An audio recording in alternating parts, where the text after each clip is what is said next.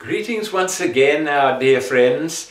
Urius here, and today we're going to look into reincarnation. Yes. Now, it's quite a big subject that, but I think in the beginning we should really look at yourselves here on the earth plane as reincarnated beings. Simple, really. All right? So, I want to take you back before you incarnated here. Where were you? A lot of people would say, well, Urius, this is my first life here. Other people may say, well, I don't know where I was. Other people may have recollections of, a past life or something like that. But the majority of people probably would not exactly know 100% where they came from. As you see yourself now in the mirror, and as I am channeling through David here, then, just for an example, seeing David's face that you are seeing now, he was not that in the astral universe as you are seeing him now. This is a new body and the same spirit, soul within, but it's a new physical body that you have, as you do each time you come into incarnation. So, in the astral universe where David was living, he was not called David then, but we'll just call him David now because that is his name. He was not as you are seeing this body now. Just like yourselves, before you incarnated here, you were not who you see yourself in the mirror of reflection. Alright? But that is the same, goes for everyone who reincarnates on whatever earth plane in the physical universe that they incarnate on. Alright. So, here you are now back once again.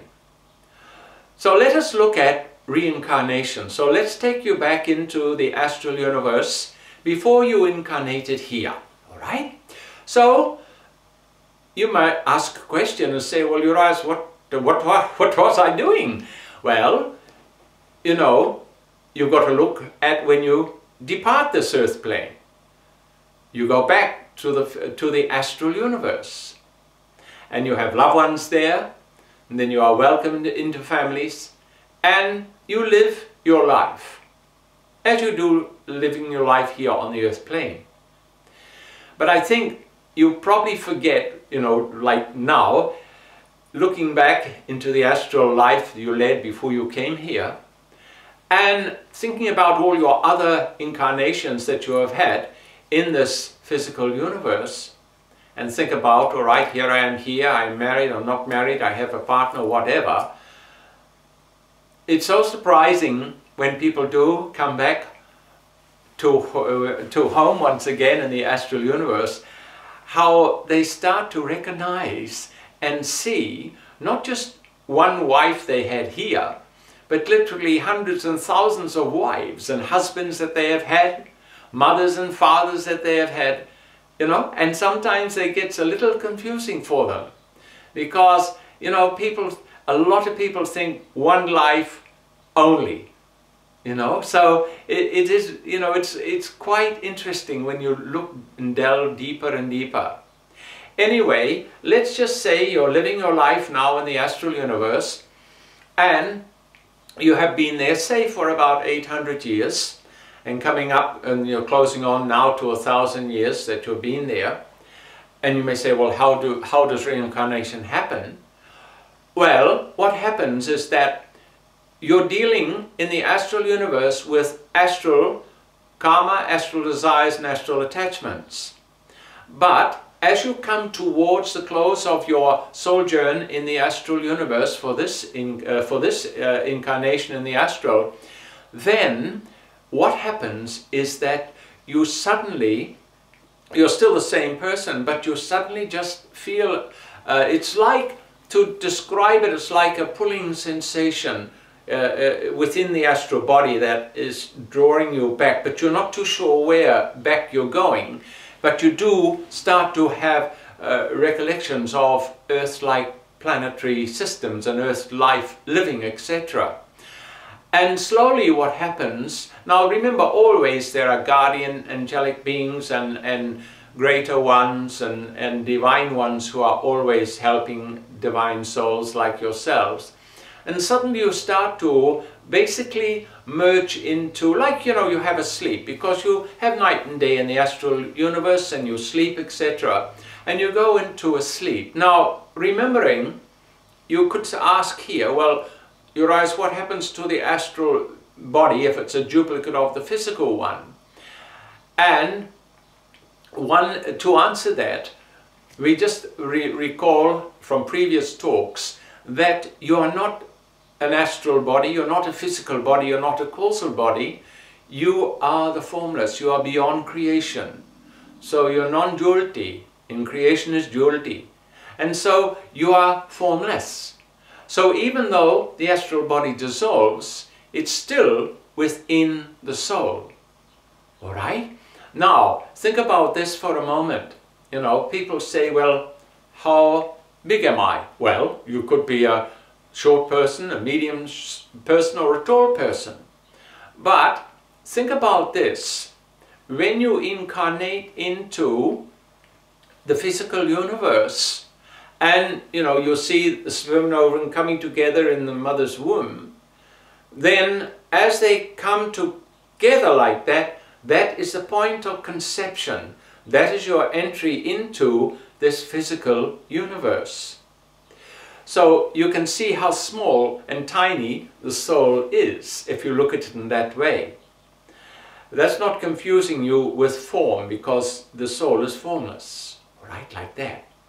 So what happens then, even though you've incarnated into, and now the medulla oblongata is starting to form and coming down the spinal column and out to the brain hemisphere here, remember, the mother is giving the baby food, or yourself food, to build the physical body, right?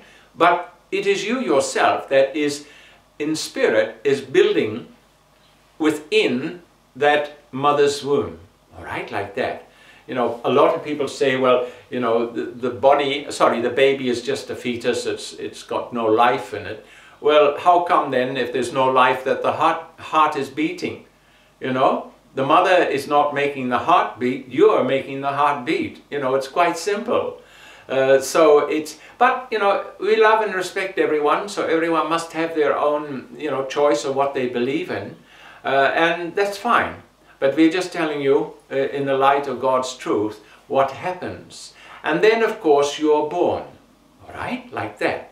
So you start your journey once again, as you all have done. You know, as little babies getting 24-hour room service, you know, like that, when you are small and tiny, and then you grow up, etc., like that. And this is a cycle that goes round and round and round and round, you know. When I say that, I mean, you know, you come into earth plane life, and then you ascend or die, but you do not really die. You go back to the astral universe, you live there, and you come back again. Why? Because of your karma, desires and attachments. That's what brings you back into this field of living in the physical universe. There's two types of people in the astral universe, and they are the visitors and the residents. The residents are those who live permanently in the astral universe. Why? Because they have no karma, desires or attachments that makes them reincarnate back into this physical universe. They have no physical karma, desires or attachment. And so they are the two types of people. You have the resident ones in the astral and the visitors. All right? So really, you do not want to become a visitor. You really want to move on, because the astral universe is much, much more beautiful than what you are seeing here. Anyway, so our dear ones, that really is the story of reincarnation, you know, and so if you sit down and think about that and think, well, you know, what is the purpose of life, of all life, if I have to come back and go back and come back and go back and come back, etc., like that? Well, you must, the secret of life is to break the cycle, you know, is to go within. And that's what the residents in the astral universe have. But that's not the end of everything. because there's still another universe of creation, that's the causal universe. And those reincarnations go from the causal universe to the astral universe. You see? To the causal to the astral, but a little different. They are not born a woman in the astral or the causal. It's a materialization of the souls who reincarnate back from the causal to the astral. You know? So, but we'll expand more on this as we go along. So I do thank you for your light and love, our dear friends. So, as always, I leave you, I, Urius, leave you in God's great light today, and thank you.